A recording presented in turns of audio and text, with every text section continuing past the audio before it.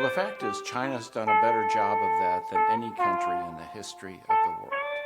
China has lifted 728 million people out of poverty by international standards.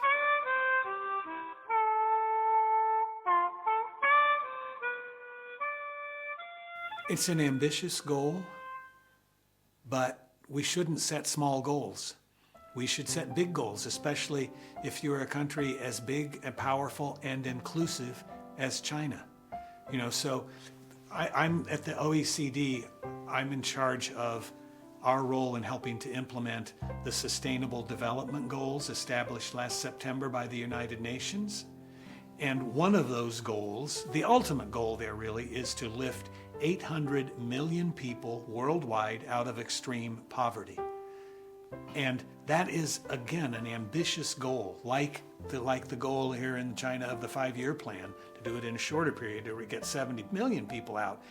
China has lifted 728 million people out of poverty by international standards.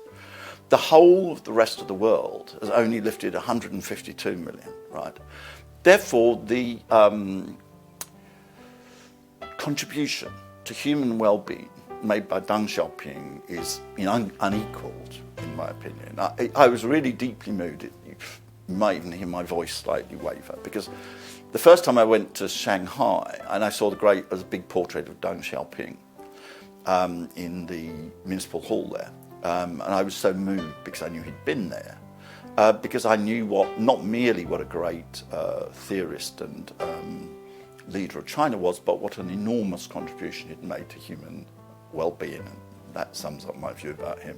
I've seen the changes, both as a frequent visitor, but also my many friends in China. I've seen how their lives have improved.